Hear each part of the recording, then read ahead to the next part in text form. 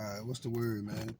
I wanted to share a few passages out of the book, uh, The Hebrew Heritage of Black Africa. All right, by Moses Farrar. The author is Moses Farrar. You can look this up. You can find this book on Amazon or whatever. All right, now on uh, page 44, it say Nigeria. All right, so I did a DNA test, right? And my uh, paternal lineage in Africa is the Yoruba, right? And the Yoruba, the Igbo, the Iwe, and I think it's another tribe in Africa are known Israelites. Now, these people, Europeans, they go to Africa and they study. They've been studying these tribes. All right, uh, they've been studying them for a long time, and they found Hebrew customs pre-colonial, right? Meaning before the arrival of the European. So these practices have been with these people for a long time. All right. Now we wouldn't know that, because most black, so-called black African American, we don't have the means and the money to go over to Africa and do all this study and research. All right. Prove all things. Proving that, you know, our people in Africa, uh, pre-colonial, had and still does practice Hebrew customs. All right, now, how? How did they practice Hebrew customs? Because they are the true descendants of the biblical Israelites. Now, let me read this.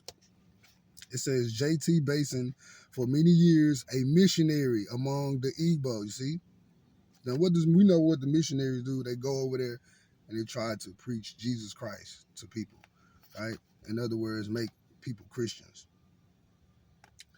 It says these people live mainly in the southern region of modern Nigeria, though they can be found scattered throughout the entire country.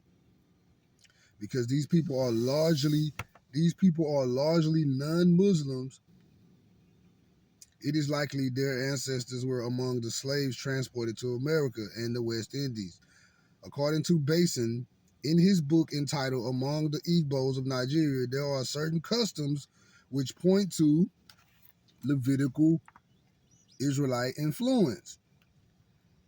At a more or less remote time, this is suggested by the underlying ideas concerning sacrifices and the practice of circumcision. That's a Hebrew custom. The language also bears several interesting parallels with Hebrew idiom.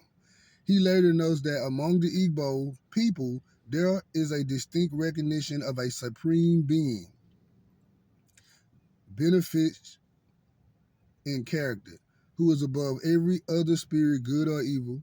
He is believed to control all things in heaven and on earth and dispense rewards and punishment according to merit. And we know that the biblical Israelites are a monotheistic people, meaning they believe in one God. All right. A lot of other religions and cultures and nations, they're polytheistic, meaning they believe in many gods. All right, it says, in fact, the Hebrew concept of one God also is part of the indigenous culture of the Yoruba, another very important ethnic group in Nigeria, which is my uh, paternal tribe in Nigeria.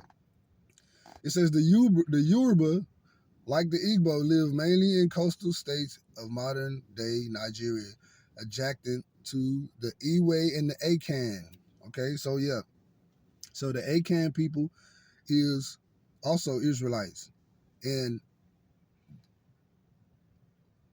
it has in parentheses here Ashanti. Now we know Ashanti. The Ashanti is a biblical word. The Ashanti people of neighboring Dahomey and Ghana. Right. Robert Collins is an African encounter. A doctor in Nigeria gives us a clue not merely of the basic concept of the native Yoruba belief, but also its subsequent development. He explains the Yoruba believe in an infinite God which could not be described in finite terms or approached directly. So they invented a mythology of deities. Now we know all people not perfect, and we know that even the Israelites in the Bible were into idolatry. Right? That still does not make them not Israel. Because we know all people had a bunch of shortcomings. It says, so they invented a mythology of deities, each of them representing different aspects of human experience. Now, why do they believe that he's unapproachable? Because in the Bible, all right, the scripture says that no man has ever seen Elohim's face. And if you know, when Moses went on the mountain, all right, and he came down and he was glowing, the Israelites, they was scared, right? So they was like, Moses, you deal with Elohim for us, and we'll go through you. All right. So this is basically a fear of God, right? So they feel as he's unapproachable, and they don't want to say his name. But we know that in the Bible it says to proclaim his name. All right. Now, it says, here in Yoruba theology, we find another similarity to traditional Israelite practice, which dates back to the days of the old priesthood. Rabbi Jerzen D. Cohen, in his contribution to Great Ages and Ideas of Jewish People, states that his very name was taboo to all but the high priest, who uttered it only on the Day of Atonement. So awesome was his name, so wary was the Jews of taking it in vain, that even Elohim, God, was not employed in conversations, nor even uh, Adonai, Lord, to this very day. All right, so we know that the Most High did in Exodus, he did say proclaim his name. All right, so a lot of people, a lot of Israelites probably back then probably lived in fear for as not saying his name in vain, right? But a lot of people do that today by calling him by other names other than what his name is in Exodus. All right, he gave his name in Exodus. It's Yod Hey Wah Hey. All right, it's Yahuwah, the Tetragrammaton YHUH. Besides the Igbo and Yoruba, we also find reference to Judaism in northern half of the country, populated today largely by Hausa and Fulani. See, these are Israelite tribes still in Africa.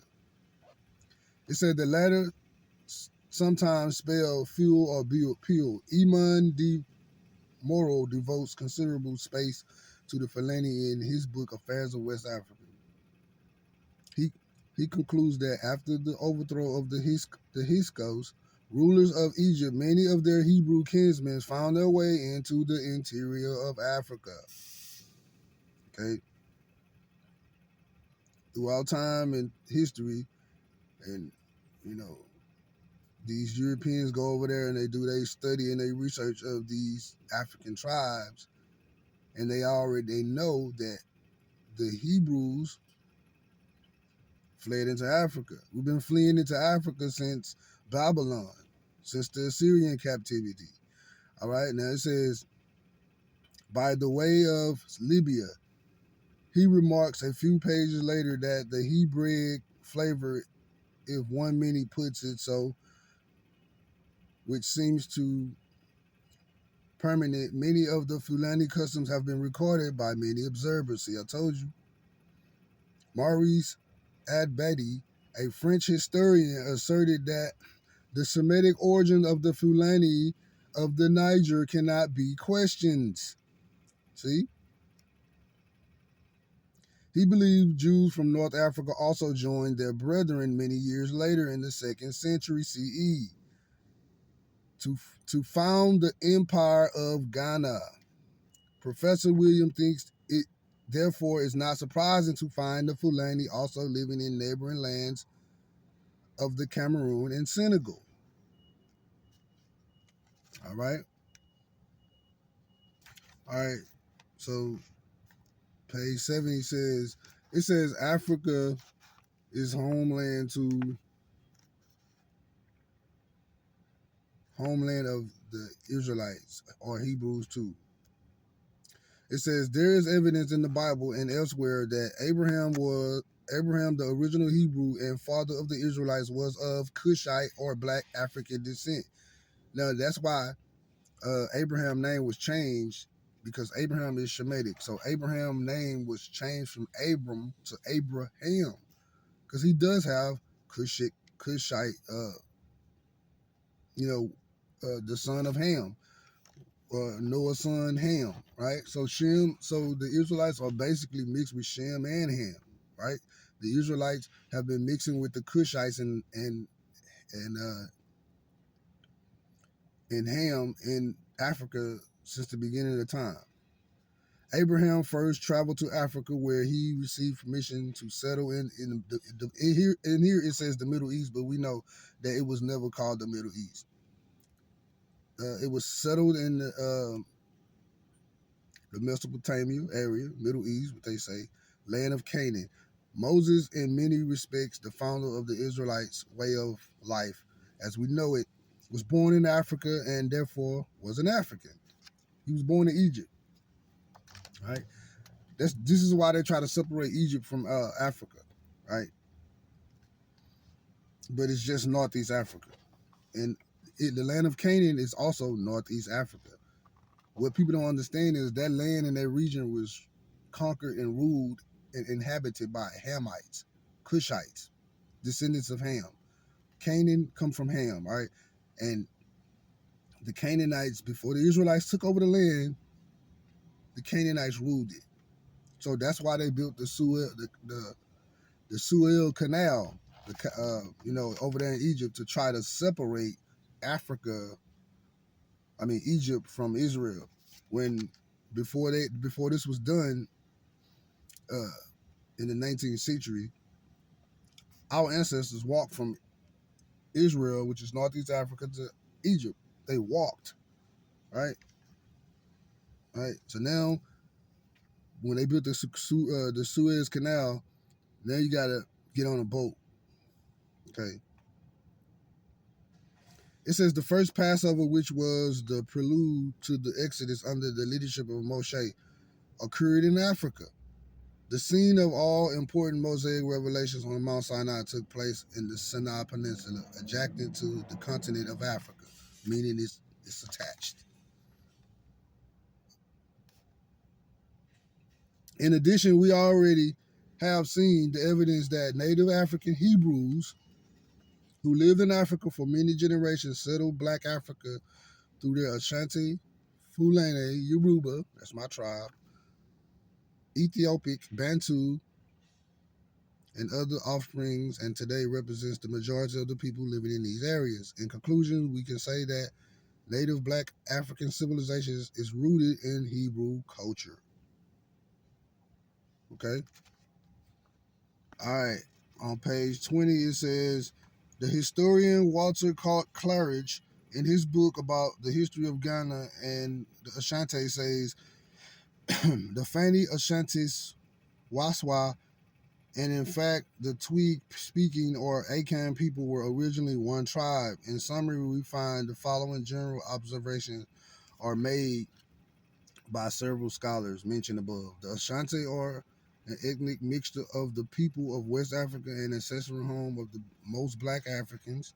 The Ashanti are closely related to the Fante, Yoruba, Sudanese, and more distantly to the Bantu, who combined population stretches fully across the sub-Saharan Africa. The Ashanti tribes appear to have migrated and later been pushed westward and southward by alien white invaders of Europe, origin now known as Berbers and Arabs. The Ashanti appear to have spread from Chad Nile region of northeast Africa.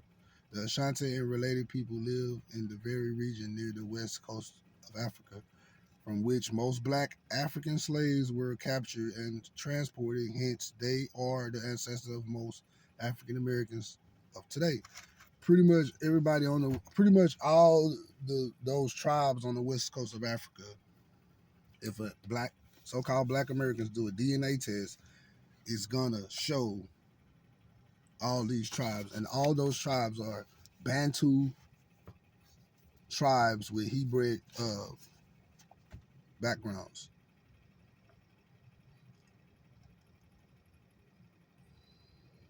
Okay,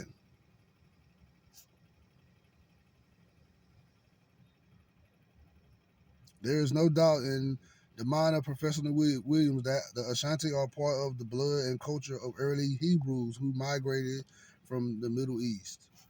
Okay, all right.